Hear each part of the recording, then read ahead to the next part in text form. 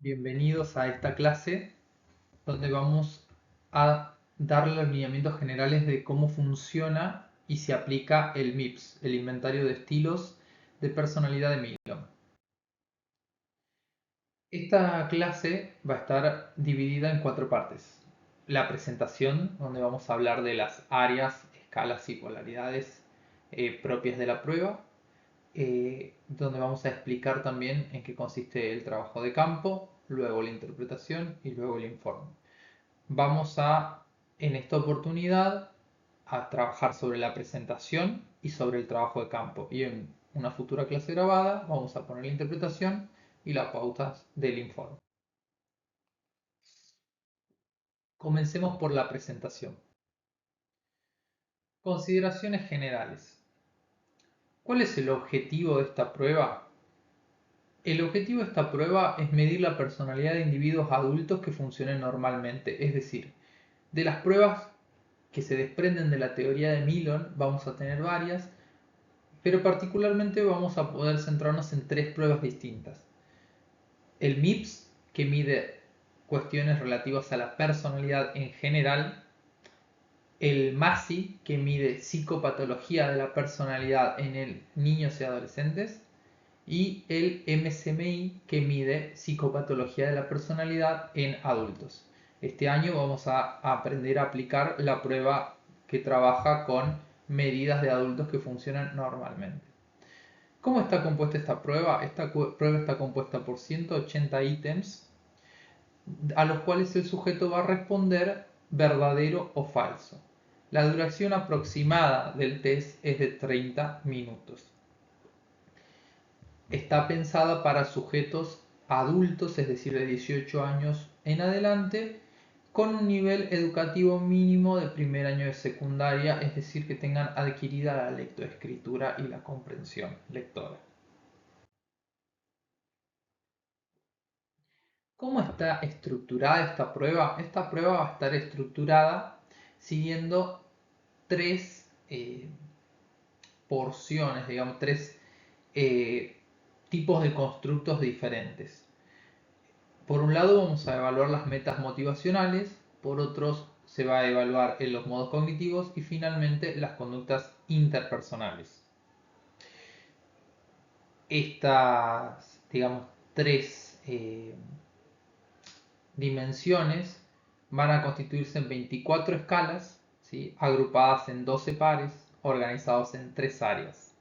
A su vez, también va a haber una escala de validez que va a estar compuesta por 3 subescalas que van a tener que ver con la impresión positiva, la impresión negativa y la consistencia, y un índice de ajuste de los resultados. Vamos a desarrollar ahora la parte teórica de contenido de las estructuras, comenzando por las metas motivacionales. Las metas motivacionales del MIPS pueden ser de 3 tipos.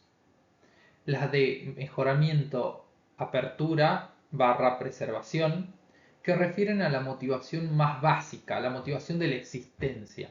Es lo que podríamos pensar en Freud como pulsión de vida, pulsión de muerte, ¿no? La idea de mejoramiento, ¿sí?, está relacionada a la creación o fortalecimiento de la vida, buscando cosas nuevas para incorporar a la misma. En cambio, la idea de preservación va a tener que ver con sobrevivir y mantener la seguridad mediante la evitación de sucesos amenazantes. Sintéticamente, podríamos decir que el mejoramiento está relacionado con la búsqueda del placer y la preservación con la evitación del dolor. Por otro lado, las metas de modificación y acomodación van a estar relacionadas con los modos de adaptación del individuo y tienen que ver con el dinamismo en las metas. La modificación va a hacer referencia en su extremo activo de la escala a sujetos que tengan mayor alerta, mayor vigilancia, más energía. En cambio, la acomodación en su extremo pasivo de la escala va a estar haciendo referencia a conductas reflexivas y prudentes. Finalmente, el tercer par de las metas motivacionales va a estar relacionado, según Milon, a conductas reproductivas de la especie. Entonces, el individualismo se va a asociar a la conducta reproductiva masculina y va a hacer referencia a la tendencia a interesarse por uno mismo sin tener en cuenta al otro. no existiría en el extremo del individualismo la percepción de la necesidad de un otro. Comportamientos típicos de este tipo de metas motivacionales tienen que ver con la resolución, la iniciativa y la autorrealización. Pero también, en un polo más negativo, vamos a pensar que también nos llevan al egocentrismo y a la indiferencia con respecto a un otro. En cambio, la protección se ha asociado con el comportamiento reproductivo femenino. En este extremo, la meta motivacional se va a asociar a la satisfacción de necesidades colectivas y al sentimiento de pertenencia a un grupo. Ahora bien, pasemos a los modos cognitivos.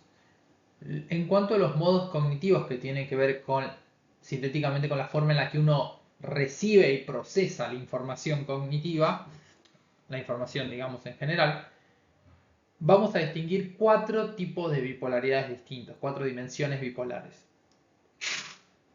El primer polo de la introversión-extroversión va a estar relacionado a la fuente de gratificación.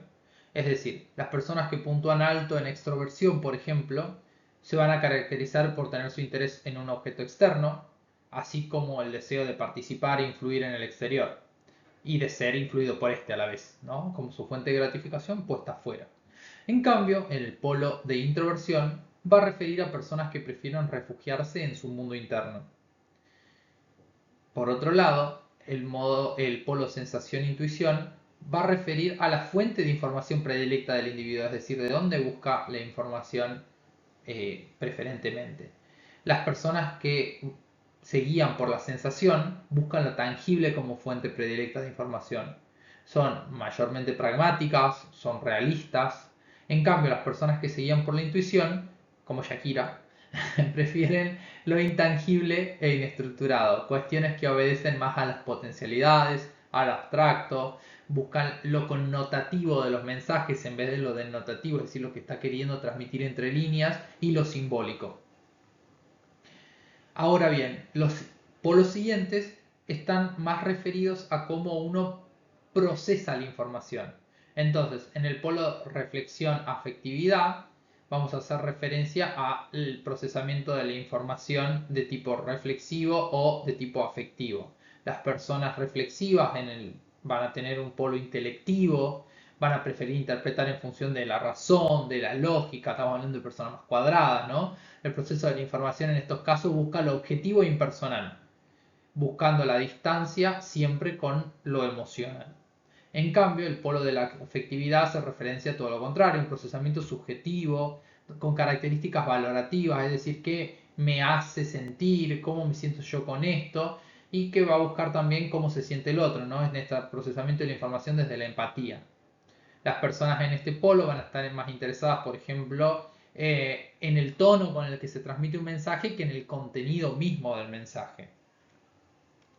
Finalmente, la sistematización e innovación va a hacer referencia también al modo de procesamiento de la información, pero a diferencia de la reflexión-actividad, va a tener que ver con si esta nueva información es interpretada a la luz de sistemas cognitivos persistentes, es decir, si yo incorporo este dato relacionándolo con cosas que ya viví o que ya pensé anteriormente, o si es procesada de forma más fenomenológica, es decir, dejándome llevar por esta nueva experiencia sin tratar de relacionarla a cosas distintas. Entonces, en el extremo de la sistematización, me voy a referir a individuos con modelos de pensamiento bien estructurados, con un alto grado de formalidad y coherencia, que a veces rozan la rigidez cognitiva. En cambio, en la innovación vamos a hacer referencia a una disposición tal que va a permitir las construcciones cognitivas de carácter improvisado. Este extremo va a estar relacionado con la falta de prejuicios, con la espontaneidad y la innovación. Por último, cuando hablamos de conductas interpersonales, vamos a hacer referencia a los modos de relacionarse con los demás. Esta dimensión va a estar compuesta por 5 escalas bipolares. La primera está dada por los polos de retraimiento y comunicatividad. Van a hacer referencia a 2 estilos interpersonales cuyos extremos incluyen, por un lado, una conducta muy gregaria, ¿no? de manada, y por otro lado, el alejamiento del otro social. Entonces, el polo de retraimiento va a corresponder al alejamiento, personas que buscan alejarse, y cuyas necesidades de dar y recibir afecto, así como cómo exteriorizan sus emociones, es mínima. ¿Sí? Este tipo de personas puntuarían alto en retraimiento. Estos individuos van a tener, suelen tener escasas relaciones sociales, pocos compromisos interpersonales. En cambio, si vamos al polo extremo, digamos al extremo de la comunicatividad, va a hacer referencia a conductas similares al histrionismo, ¿no? Pero siempre desde el lado del salogénico estamos hablando acá. Son personas populares, confían en sus habilidades sociales, tienen confianza y la creencia de que pueden influir en los demás y cautivarlos, de que se lo pueden ganar al otro. Por otro lado, el polo de validación y firmeza tiene que ver con la confianza propia a la hora de relacionarse con un otro. Una persona en el extremo de la vacilación sería inhibida y se alejaría por inseguridad, sería especialmente sensible a la indiferencia o el rechazo social, a sentirse, por ejemplo, insegura, cautelosa en una situación que sea nueva, para la cual no tengo los datos previos, ¿no? De cómo me tengo que comportar. En cambio, una persona que está en el polo de la firmeza suele ser osada con el trato, ¿no? Como exceso de, como muy confianzuda, mostrando confianza en sí mismas, tienden a ser competitivas, ambiciosas y no temen mostrarlo, no temen mostrar su destreza social. Generalmente muestran actitudes de liderazgo y van a actuar con más decisión. Luego viene el polo de polaridad, la polaridad, digamos, discrepancia conformismo. Se va a relacionar con el grado de aceptación de conductas tradicionales o convencionales. Así, la discrepancia tiene que ver con comportamientos poco convencionales. Las personas que puntúan alto, por ejemplo, en este polo procuran hacer las cosas a su manera, aceptando las consecuencias de sus propias acciones. Es decir, me comporto como quiero y sé si me estoy comportando acorde a lo que se espera o no, y no me importa, lo voy a hacer igual. A veces, este tipo de comportamiento puede llegar a ser impulsivo y irresponsable, ¿sí? Por otro lado, el conformismo va a estar relacionado con, en su extremo, con el acatamiento de la regla en toda su extensión. No voy a cruzar la calle si el semáforo no está en rojo, espero cuando tengo que esperar, ¿sí? Todo al pie, sigo las reglas al pie de la letra. Las personas que puntúan en este polo van a ser convencionales, ordenadas, perfeccionistas y rígidas. Luego viene la polaridad de sometimiento-control y va a hacer referencia a la dimensión una dimensión que iría desde lo servil, digo, desde ponerme a mí como siervo del otro, hasta dominarlo, ¿no? El sometimiento va a estar relacionado por un lado con la afabilidad, es decir, con la amabilidad, el comportamiento amistoso y cooperativo, pero sin embargo tiene su característica negativa porque en el extremo del polo vamos a estar hablando de comportamientos de servilismo y degradación de uno mismo, es decir, para agradarle al otro no me molesta degradarme a mí. En cambio, la dimensión de control va a implicar una tendencia a dominar, dirigir y hasta intimidar a un otro. Siempre pensándolo en esta prueba desde lo saludable, ¿no? No llegamos a hablar acá, por ejemplo, de un comportamiento antisocial. Se entiende que en esta prueba evaluamos rasgos saludables. No perdamos de vista que en el modelo de Milon hay dimensiones, es decir, estamos en la dimensión de la salud. Obviamente si estos comportamientos son muy exacerbados, pasaríamos a la dimensión de la patología, pero no es lo que estamos puntuando ahora. Finalmente, la polaridad insatisfacción-concordancia va a hacer referencia al nivel de agrado con uno mismo y con el otro. La insatisfacción va a estar relacionada con la sensación de injusticia en el trato, es decir, la falta de sentido de valoración por parte del otro, o la sensación de ser culpados por cosas que no hicieron. Es cuando esto que yo por ahí les pongo mucho en ejemplo de me hacen, la idea esta, el esquema esto de recibir que es personal, ¿no? Me hacen esto, me culpan por esto, porque me dicen esto, como esta sensación de siempre estar insatisfecho porque el otro me genera la insatisfacción porque lo hace de gusto.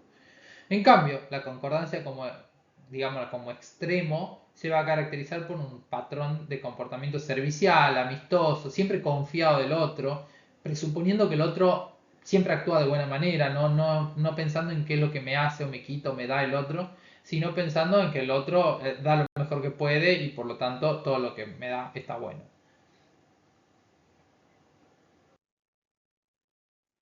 Ok, ahora vamos a ver cómo seguimos.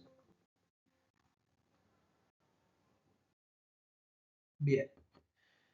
Las metas motivacionales, como decíamos, van a tener que ver con estos afanes y metas que incitan y guían a los seres humanos, los propósitos y fines que los llevan a actuar como actúan.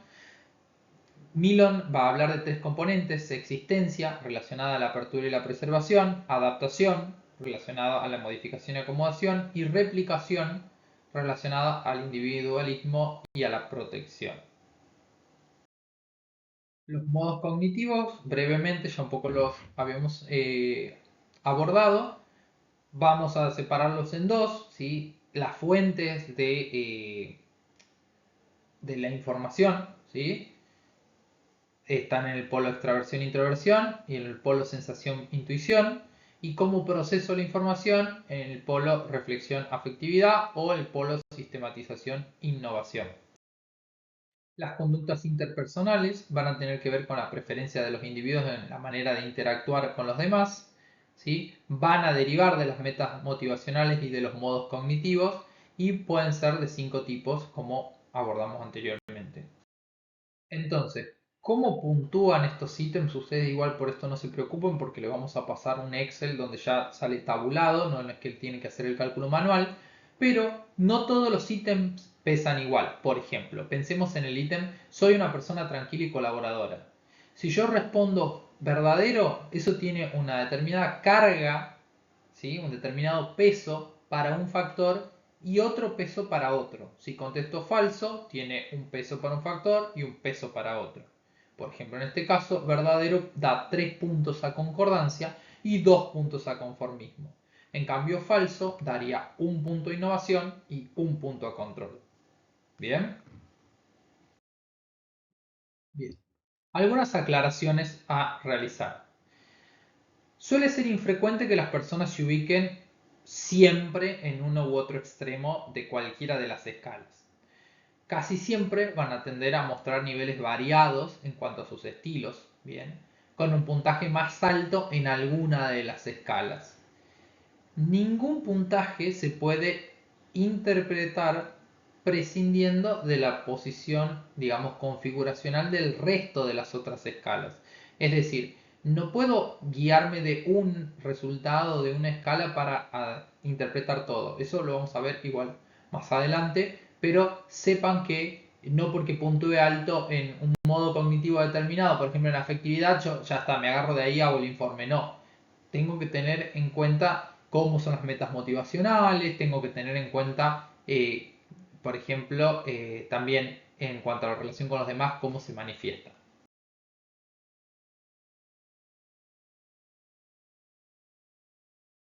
Acá vamos a tener como es la hoja de respuestas. De nuevo les digo, ustedes igual eh, van a tener para sí el Excel para anotarlas.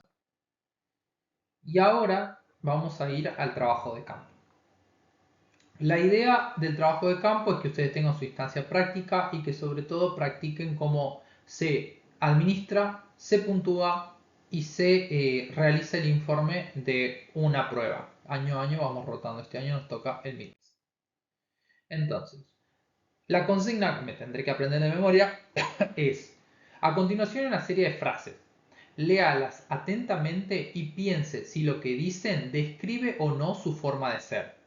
Si usted está de acuerdo, marque su respuesta en B o verdadero, o diga verdadero para el caso si ustedes van a tomarlo con el Excel. Si usted está en desacuerdo, piensa que no describe su forma de ser, marque su respuesta con falso o de sí falso.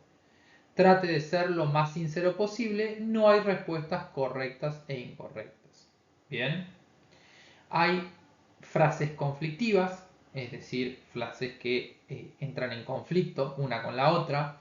Hay frases repetidas que pertenecen a la escala de concordancia, y hay que tratar, ¿sí? Como es una escala que tiene factores emocionales, aplicarla al sujeto en su mejor condición posible. Es decir, si un sujeto está pasando por una situación difícil, es recomendable no aplicar la escala.